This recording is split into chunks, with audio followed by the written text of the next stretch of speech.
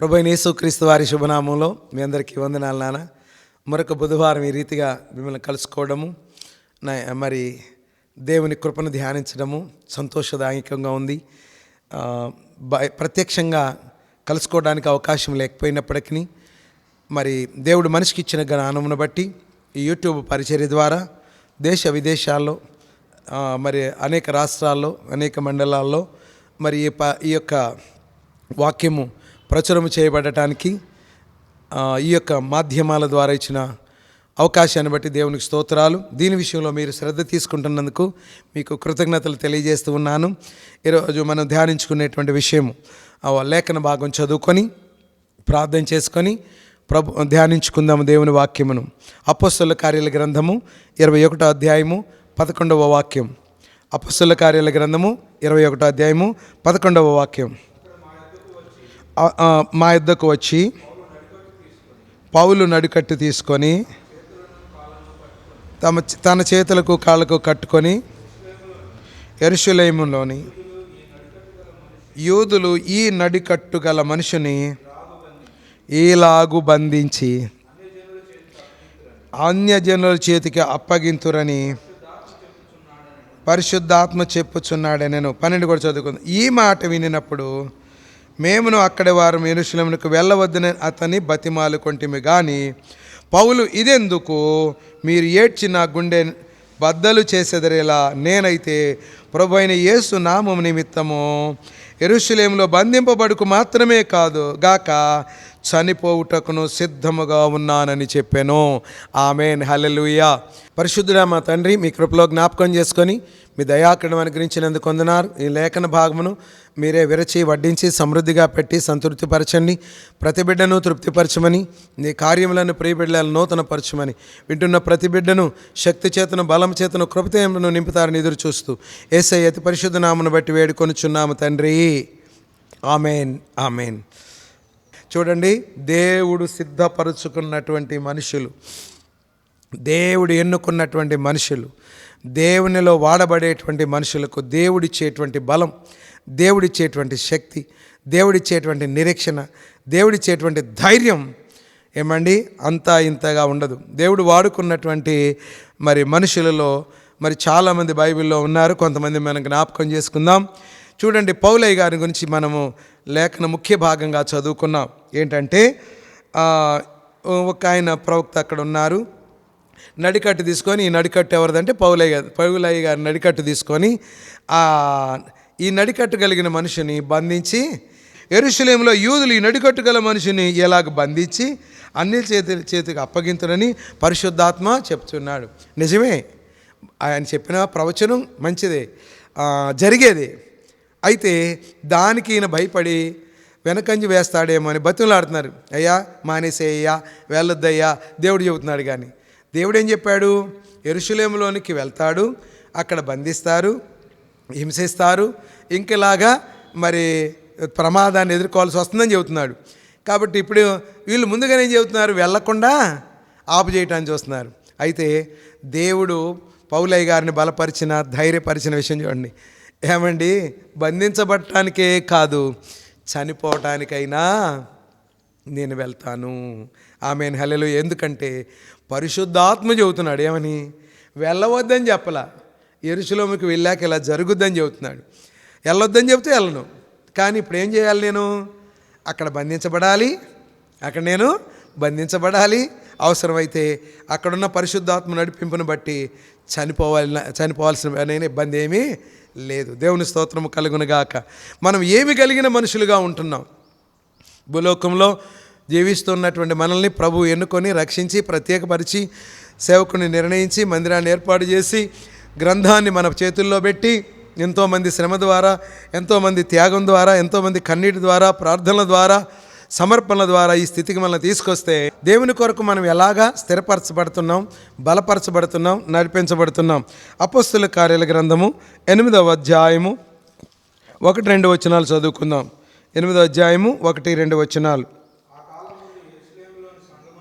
ఆ కాలమందు యెరూషలేములోని సంఘమునకు గొప్ప హింస కలిగినందున అపోస్తలులు తప్ప అందరూ యోదయ సమరయ దేశములందు చెదిరిపోయిరి.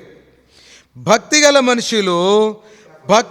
మనుషులు స్తెఫనును సమాధి చేసి అతని గురించి బహుగా ప్రలాపించిరి. ఆమేన్. ఎవరిని చంపేశారండి? స్తెఫను గారిని చంపేశారు. చంపేస్తే భక్తిగల మనుషులు ఏం చేశారు? ఆమేన్, హల్లెలూయా. స్తెఫను గారిని చంపేశారు అని వీళ్ళు ఏమి విడిచిపెట్టలా? భక్తిని విడిచిపెట్టలేదన్నమాట. భక్తి కలిగినటువంటి మనుషులు స్తెఫను గారిని సమాధి చేసి వచ్చారంట. ఆమేన్, హల్లెలూయా. ప్రియమైనటువంటి దేవుని బిడ్డలారా, మనము భక్తిని కాపాడుకునేటువంటి బిడ్డలుగా ఉంటున్నామా? దేవుని దృష్టిలో భక్తి కలిగినటువంటి వారిగా ఉంటున్నామా? లేకపోతే మనుషుల దృష్టిలో ఏదో వీళ్ళు భక్తి కలిగిన వాళ్ళు అన్నట్టుగా ఉంటున్నామా? మన భక్తి ఎప్పుడు బయటపడుతుంది? మన భక్తి ఎప్పుడు బయటపడుతుందంటే, ఎన్ని శోధనలు, వేదనలు, ఇరుకులు, ఇబ్బందులు, తొందరలు ఏ వచ్చినా సరే మనము దేవునిని స్తుతించి గణపరిచి మహింపరుస్తున్నప్పుడు మన భక్తి ఏంటో బయలుపరచబడుతుంది. కాబట్టి మొట్టమొదటి పాయింట్ ఏంటంటే, భక్తి కలిగిన బిడ్డలు అంటే భక్తి చేసేటువంటి బిడ్డలుగా మనం ఉండాలి. ఏ విషయంలో? ఎప్పుడు? అన్నీ కలిసి వచ్చినప్పుడు కాదు. దేవుడు మనల్ని చూస్తున్నాడు, మనం భక్తి కలిగినటువంటి వారిమేనా అని. భక్తికి ఇంకొకటి తోడైతే బాగుంటుంది. ఏంటంటే శ్రద్ధాభక్తి కలిగి. ఏంటది? శ్రద్ధాభక్తి. ఇంకా ఎక్కువగా దేవునిలో గడిపేటువంటి పరిస్థితుల్లో బైబిల్లో మనం చూస్తాం. శూన్యమేరాలి విషయం, ఇంత శ్రద్ధాభక్తులు నా యందు చూపెడుతున్నావు నీవమ్మ అన్నారు మరి అక్కడ ప్రవక్త. కనుక ప్రియమైనటువంటి దేవుని బిడ్డ, భక్తి కలిగినటువంటి బిడ్డగా, ఆ భక్తిని కొనసాగించుచున్నటువంటి బిడ్డగా ఈ యొక్క భక్తి ప్రయాణంలో, భక్తి జీవితంలో నీవు సంపూర్ణ సాగిపోయేటువంటి కృపను దేవుడు ప్రసాదించునుగాక. రెండవ మాట మనం చదువుకుందాం. యోబు గారి గ్రంథము 34వ అధ్యాయము 10వ వాక్యం. యోబు గారి గ్రంథము 34వ అధ్యాయము 10వ వాక్యం. దేవునికి స్తోత్రము కలుగునుగాక. యెహోవా మీకు తోడైండునుగాక.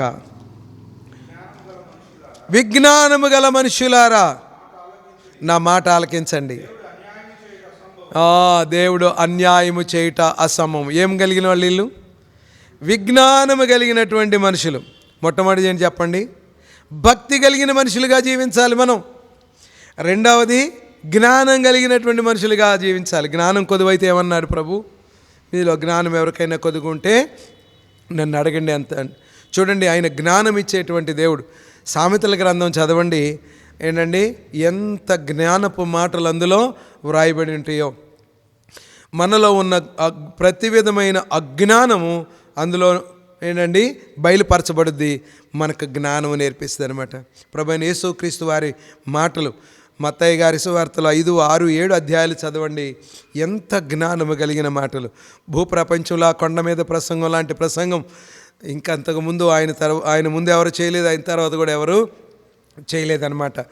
ఆయన ముందు కానీ ఆయన తర్వాత కానీ అంత ఆశ్చర్యకరమైనటువంటి మెసేజీ ఎవరు ఇవ్వలేదు. చాలామంది కల్పించబడినటువంటి దేవతలకు దైవత్వం కల్పించారు మానవులు. ఏం కల్పించారు అంటే, యేసు ప్రభు వారు చేసిన బోధల సంబంధమైన విషయాలను తీసుకొచ్చి బోధించారు. అంతే, కాపీ కొట్టారన్నమాట. పైగా వాళ్ళు అంటారు మనల్ని కాపీ పేస్ట్ అంటారు. ఇందులో కాపీ కొట్టి వాళ్ళు రాసుకున్నారనమాట. కనుక గుర్తుపెట్టుకోనండి, దేవుని దయా కిరీటము మన మీద ఉండినట్లుగా దేవుని జ్ఞానము సంపాదించుకోవాలంటే ఈ జ్ఞాన గ్రంథం చదవాలి. ఆమేన్. అర్థమైందా? భక్తి విలువ తెలియాలంటే ఈ భక్తి గ్రంథం చదవాలి. జ్ఞానం తెలియాలంటే ఈ జ్ఞాన గ్రంథం చదవాలి. దేవుని స్తోత్రము కలుగునుగాక. దేవుని నామమునకు మహిమ కలుగునుగాక. మూడవదిగా మనం చూసినట్లయితే నెహెమ్యా గారి గ్రంథము 13వ అధ్యాయము 13వ వాక్యం చదువుకుందాం. నెహెమ్యా గారి గ్రంథము 13వ అధ్యాయము 13వ వాక్యం. ఎంత ఆశీర్వాదకరమైన సన్నివేశం. ఇక్కడ ఒక బ్రదర్ మనకు కనబడతారు. నమ్మకము గల మనుష్యులని పేరు పొందిన షెలెమ్యా అని యాజకుని, సాదోకు అను శాస్త్రిని, లేవీలలో పెదాయాను, ఖజానా మీద నేను కాపురులుగా నియమించింది. ఎవరు? మూడవది ఎవరండి? నమ్మకము గల మనుష్యులు, భక్తి గల మనుష్యులు, తర్వాత జ్ఞానము గల మనుష్యులు, తర్వాత నమ్మకము గల మనుషులు. ఇవాళ బయట దొంగల సంగతి అట్లా ఉంచి ఇంటి దొంగలు ఎక్కువయ్యారంట. ఇంట్లో వాళ్ళకే ఒకరికొకరు జాగ్రత్తగా దాచేసుకుంటున్నారు. ఒకరి సెల్ ఫోన్లో ఒకరు దాచేసుకుంటున్నారు. ఎందుకంటే ధనము దొంగతనం కంటే ఏమండి సమాచార దొంగతనం ఎక్కువైపోయిందనమాట. ఏంటంటే కొడుకు సమాచారం తల్లికి తెలియకూడదు, భర్త సమాచారం భార్యకి తెలియకూడదు, ఒకరి సమాచారం ఒకటో తెలియకుండా గుప్తంగా ఉంచేస్తున్నారు. ఎంత భయంకరమైనటువంటి విషయం అండి. కనుక ప్రియమైనటువంటి దేవుని బిడ్డలారా, నమ్మకమునకు ఆస్పదమునిచ్చే గ్రంథం ఈ గ్రంథం. ఏంటండి, నమ్మకమైన వారిగా, నమ్మకము గల, భక్తి గల, తర్వాత జ్ఞానము గల, తర్వాత మూడవది నమ్మకము కలిగినటువంటి మనుషులుగా దేవుడు మనల్ని తీర్చిదిద్దుతుంది ఈ గ్రంథం. కనుక ప్రియమైనటువంటి దేవుని బిడ్డలారా, ఎంతోముందు మాట ఇచ్చి తప్పుతాం, అప్పుడు డబ్బులు తీసుకొని ఇప్పుడు ఇస్తూ ఉంటాం, ఇప్పుడు తీసుకొని అప్పుడు అంటాం, ఇలాగ ఎన్నో రకాలుగా మాట్లాడతాం. కానీ ఈ గ్రంథమును చదివిన తర్వాత మనకి దేవుడు ఆపాదింపజేసే శ్రేష్టమైన గుణం ఏంటంటే నమ్మకత్వం. కాబట్టి నీవు నమ్మకమైనటువంటి మనుషుడిగా ఉండాలి అంటే ఈ గ్రంథమును నీవు పఠించు. ఇందులో ఉన్నటువంటి పరిచయమైనటువంటి దేవునిని, సృష్టికర్త అయినటువంటి దేవుని, నిన్ను నన్ను నిర్మించినటువంటి దేవునిని, నమ్మకమైన దేవునిని నీవు వెంబడించు. అందుకే విలాప వాక్యంలో రాయబడి ఉంటుంది, నీవు ఎంతైనా నమ్మదగినటువంటి వాడు. ఆయన నమ్మకము కలిగినటువంటి దేవుడు. దేవుని స్తోత్రము కలుగునుగాక. యెహోవా మీకు తోడైండునుగాక. ఆఖరిగా మరొక మాట చూసుకుని ముగించుకుందాం. ఆది కాండము 41వ అధ్యాయము 38వ వచనం. 41వ అధ్యాయము 38వ వచనం. ఇతని వలె దేవుని ఆత్మగల మనిషిని కనుగొనగలమా? ఏంటండి, ఆఖరిగా దేవుని ఆత్మచేత ఈ గ్రంథము చదివినటువంటి వారు ఎందరూ దేవుని ఆత్మచేత నడిపించబడతారో వారందరూ దేవుని పిల్లలు అవుతారట. ఆమేన్. ఆత్మచేత, ఆత్మ ద్వారా, ఆత్మ వలన నడిపించబడేటువంటి బిడ్డలు ఎవరైనానంటే నిజముగా దేవుని ఆత్మచేత నడిపించగలిగిన బిడ్డలు అన్నమాట. ప్రియమైన పిల్లలారు, ఈ గ్రంథము చదువుకున్నటువంటి వారికి అట్టి ఆశీర్వాదకరమైన ఆత్మ నడిపింపు వస్తుంది అనమాట. ఎక్కడికి పడితే అక్కడికి, పబ్బులకి, కబ్బులకి, ఏంటంటే దరిద్రపు కళ స్థలాలకి, దుష్టుల ఆలోచన చొప్పున నడిచి, పాపుల మార్గం నిలిచి, అపహాసకులు కూర్చుండి చోట కూర్చోండి, ఎట్లా ఈ దరిద్రం అంతా ఉండదు. ఏంటండి, ఆత్మగల మనుషులుగా ఉంటాం. ఆమేన్, హల్లెలూయా. ఇప్పటి వరకు ఆత్మ అయితే ఉంది, కానీ ఏంటండి అది కొనారిల్లుతున్న, లేకపోతే ఆత్మ చనిపోదు కానీ ఆత్మ కొనాలిల్లుతున్న, నిద్రపోతున్న అవస్థలో ఉన్నారు. కానీ ఆ ఆత్మగల మనుషులుగా మన ఆత్మకు, దేవుని ఆత్మ మనకు తోడయ్యుండి ఏమండి మనల్ని నడిపిస్తారనమాట. కాబట్టి ఇక్కడ నడికట్టుగలిగిన మనుషుల్ని ఏం చేస్తారు? బంధించబోతున్నారు. బంధించని ఇబ్బంది ఏం లేదంటున్నాడు నడికట్టుగలిగిన మనుషులు. ఎందుకంటే ఆయన ఆత్మచేత నడిపించబడుతున్నాడు. ఆమేన్, హల్లెలూయా. ఆయన ప్రవచిస్తున్నాడు. ఏం కలిగిన వాడు? ఆత్మ కలిగిన వాడు ఆత్మను ప్రకటిస్తున్నాడు. ఆత్మ ఇలా చెప్తున్నాడు, పరిశుద్ధాత్మ దేవుడు ఇలాగా చెప్తున్నాడు, ఇలా మాట్లాడుతున్నాడని. కాబట్టి ప్రియమైనటువంటి దేవుని బిడ్డలారా, నిజమైనటువంటి జ్ఞానం నేర్చుకోవాలంటే బైబిల్ చదవండి. నిజమైనటువంటి నమ్మకత్వం కలిగిన బిడ్డలుగా ఉండాలంటే బైబిల్ చదవండి. తర్వాత దేవుని ఆత్మచేత నడిపించగలిగిన బిడ్డలుగా ఉండాలంటే బైబిల్ చదవండి.